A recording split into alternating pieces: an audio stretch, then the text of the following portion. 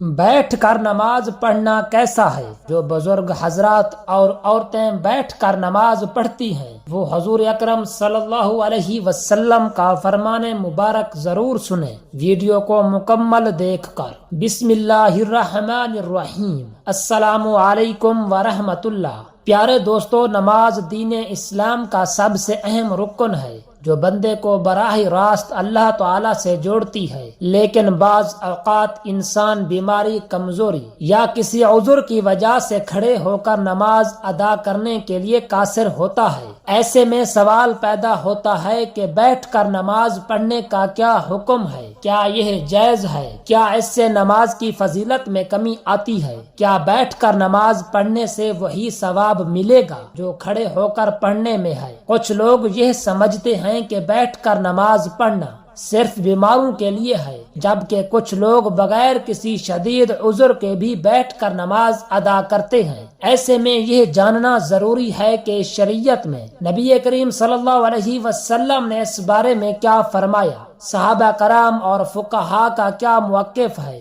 اور کس حالت میں بیٹھ کر نماز پڑھنا جائز ہے اور کب ناجائز ہو جاتا ہے۔ اس ویڈیو میں ہم قرآن و حدیث کی روشنی میں ان تمام سوالات کے جوابات تفصیل سے سمجھیں گے تاکہ کوئی بھی غلط فہمی باقی نہ رہے اور ہم اپنی نماز کو شریعت کے مطابق درست ادا کر سکیں۔ اگر آپ بھی بیٹھ کر نماز پڑھنے کے مسئلے سے متعلق مکمل رہنمائی چاہتے ہیں اور یہ جاننا چاہتے ہیں کہ کن صورتوں میں بیٹھ کر نماز پڑھنا افضل اور کن حالات میں کھڑے ہو کر ہی پڑھنا لازمی ہے، تو اس ویڈیو کو مکمل دیکھیں تاکہ آپ کی عبادت شریعت کے مطابق ہو اور آپ اس بارے میں مکمل آگاہی حاصل کر سکیں۔ اللہ تعالیٰ نے نماز کو بندے کے لیے ایک عبادت اور اس کے ساتھ تعلق مضبوط کرنے کا ذریعہ بنایا ہے۔ یہ روحانی سکون، برائیوں سے بچاؤ، نظم و ضبط اور آخرت میں کامیابی کا سبب بنتی ہے۔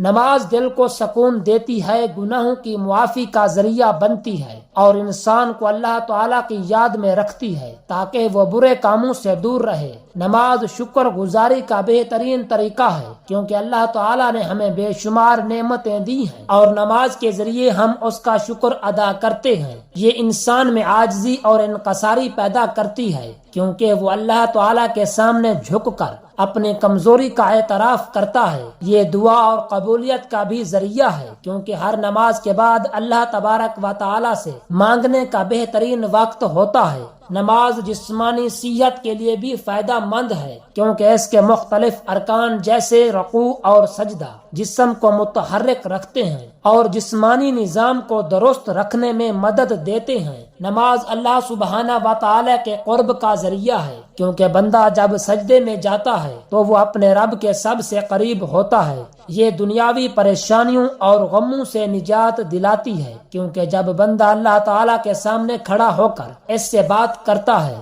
تو اس کے دل کو سکون اور اطمینان ملتا ہے۔ یہ صبر اور استقامت سکھاتی ہے کیونکہ نماز کے ذریعے بندہ ہر حال میں اللہ تعالیٰ پر بھروسہ رکھنا سیکھتا ہے۔ یہ وقت کی پابندی اور نظم و ضبط کی عادت ڈالتی ہے کیونکہ دن میں 5 وقت مخصوص اوقات پر نماز پڑھنے سے انسان میں ڈسپلن پیدا ہوتا ہے۔ نماز اللہ تعالیٰ کی رحمتوں اور برکتوں کو کھینچ لاتی ہے کیونکہ جو شخص نماز پڑھتا ہے اس پر اللہ تعالیٰ کی خاص رحمت اور حفاظت ہوتی ہے۔ یہ شیطان سے حفاظت کا ذریعہ ہے کیونکہ جو بندہ نماز کا عادی ہوتا ہے شیطان اس سے دور رہتا ہے۔ یہ قبر اور آخرت کی روشنی ہے کیونکہ حدیث پاک میں آتا ہے کہ نماز قیامت کے دن مومن کے لیے نور ہوگی۔ یہ گناہوں کی معافی اور ان کے مٹنے کا سبب بنتی ہے کیونکہ نبی اکرم صلی اللہ علیہ وسلم نے فرمایا کہ نماز گناہوں کو ایسے دھو دیتی ہے جیسے پانی میل کچیل کو دھو دیتا ہے۔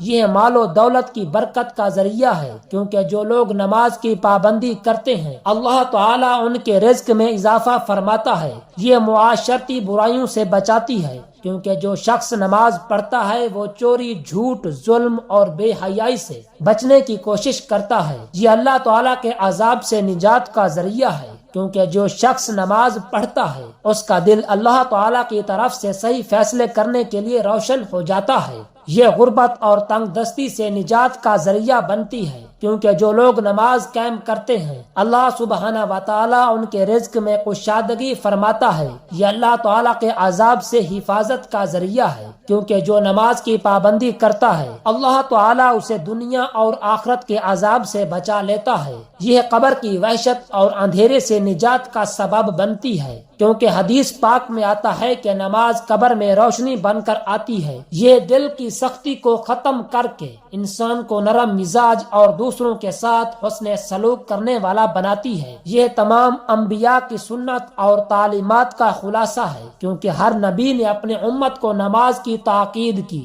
یہ اللہ تعالیٰ کے ساتھ محبت کو بڑھاتی ہے، کیونکہ جو شخص نماز میں اللہ تعالیٰ سے راز و نیاز کرتا ہے اس کا دل اللہ تعالیٰ کی محبت سے بھر جاتا ہے۔ یہ دنیا میں کامیابی اور آخرت میں جنت کے حصول کا بہترین ذریعہ ہے، کیونکہ اللہ تعالیٰ نے جنت ان لوگوں کے لیے وعدہ کی ہے جو نماز کے پابند ہیں۔ نماز ایمان کی پہچان ہے، کیونکہ جو شخص اللہ تعالیٰ کے سامنے جھکتا ہے وہی سچا مومن ہوتا ہے۔ یہ جہنم کی آگ سے ڈھال ہے، کیونکہ جو نماز قائم کرتا ہے اللہ تعالیٰ اسے عذاب سے محفوظ رکھتا ہے۔ یہ زندگی کا نظم و ضبط ہے، کیونکہ 5 وقت نماز پڑھنے والا کبھی وقت ضائع نہیں کرتا، کیونکہ سب سے پہلے نماز کا حساب ہوگا، اور جو اس میں کامیاب ہوگا اس کے لیے آگے سب کچھ آسان ہو جائے گا۔ یہ شیطان کا توڑ ہے، کیونکہ جو نماز پڑھتا ہے شیطان اس سے دور بھاگتا ہے۔ یہ بندے اور اللہ رب العزت کے درمیان سب سے مضبوط رشتہ ہے،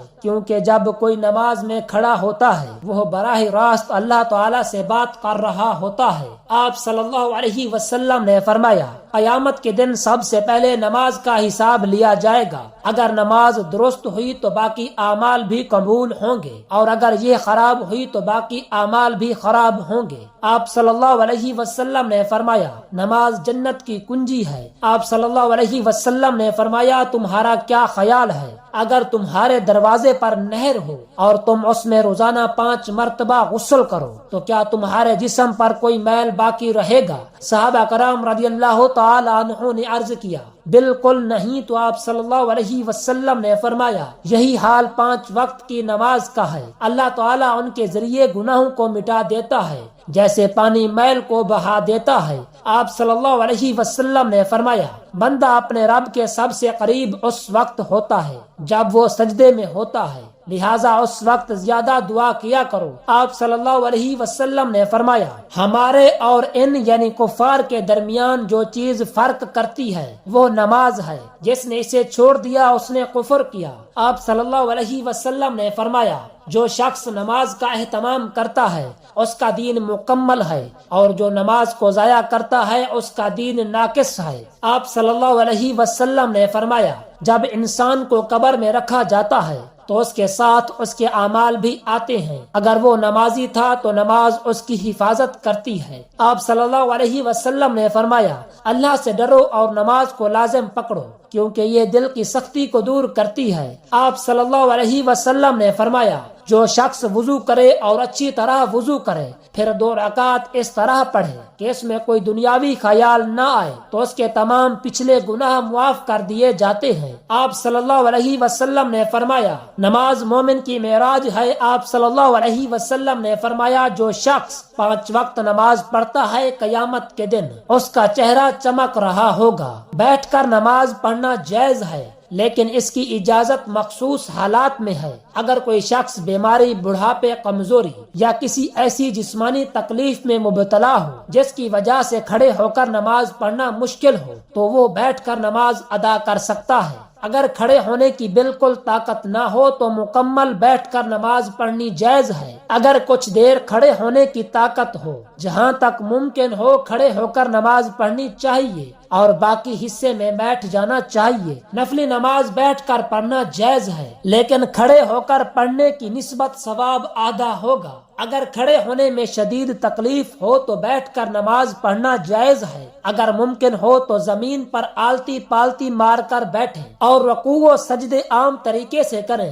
اگر سجدہ کرنے میں دشواری ہو تو رکوع اور سجدے کے لیے اشارہ کریں اور سجدہ رکوع سے زیادہ جھک کر کریں۔ اگر زمین پر بیٹھنا مشکل ہو تو کرسی پر بھی نماز ادا کی جا سکتی ہے، مگر سجدے کے لیے سر کو نیچے جھکایا جائے۔ اللہ تعالیٰ کا فرمان ہے، ترجمہ بس اللہ سے ڈرو جتنا تم سے ہو سکے۔ رسول اللہ صلی اللہ علیہ وسلم نے فرمایا نماز کھڑے ہو کر پڑھو، اگر طاقت نہ ہو تو بیٹھ کر، اور اگر یہ بھی ممکن نہ ہو تو پہلو کے بل لیٹ کر پڑھو۔ بیٹھ کر نماز پڑھنا شرعی طور پر جائز ہے، مگر صرف اس وقت جب واقعی کوئی معقول عذر ہو۔ بغیر کسی وجہ کے فرض نماز بیٹھ کر پڑھنا درست نہیں، لیکن نفل نماز بیٹھ کر پڑھ سکتے ہیں چاہے صحت مند ہوں۔ دعا ہے کہ اللہ رب العزت ہم سب کو 5 وقت کی نماز با جماعت ادا کرنے کی طاقت اور توفیق عطا فرمائے، اور ہم سب کا حامی و ناصر ہو، آمین ثم آمین۔ جزاک اللہ۔